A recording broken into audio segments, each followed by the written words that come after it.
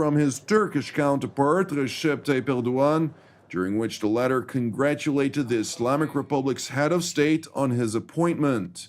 Per an official Turkish communique, the discussion between the two leaders focused primarily on Turkey-Iran relations and regional developments.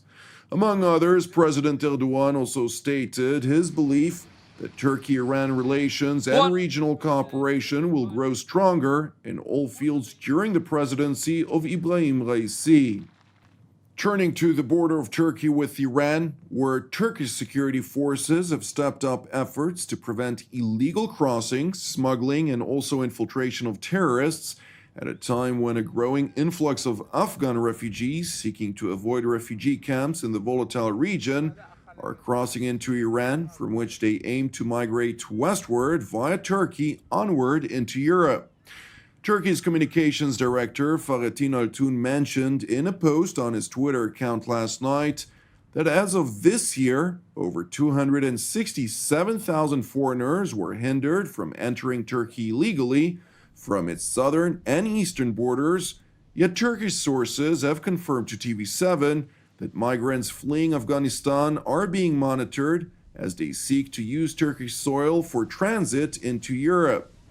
Meanwhile, in Turkey's neighboring Greece, Greek migration minister has emphasized that the European Union is not in a position to deal with the repeat of the migration crisis of 2015 and must work to prevent people from fleeing the Afghan conflict zone from illegally infiltrating Europe. Absolutely not. EU is not ready and does not have the capacity to handle another major migration crisis.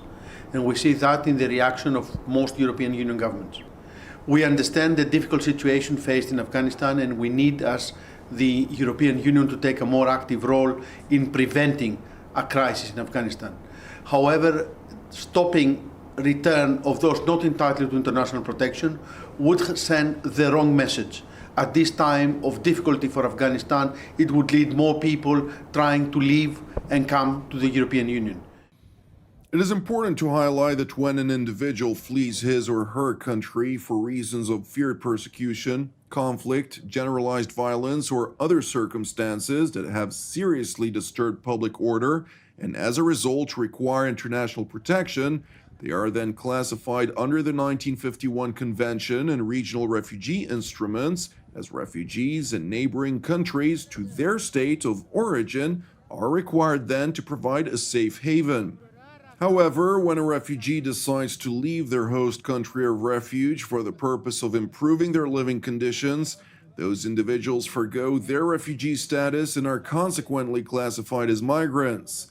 Nevertheless, the social and economic situation in Afghanistan's western neighbor is at an all-time low, namely the Islamic Republic of Iran. Therefore, a first wave of migrants seeking to transit illegally through Turkey into Europe, as aforementioned, is already being monitored by the European Union. Obviously, a deterioration situation in Afghanistan is a cause for concern, and the European Union needs to become more proactive in addressing these challenges. And also, we need to work better with Turkey, that is facing the first wave of arrivals from Afghanistan into Turkey. As you know, Turkey for us is a safe country, and we need to support Turkey in mitigating the impact of migration pressure.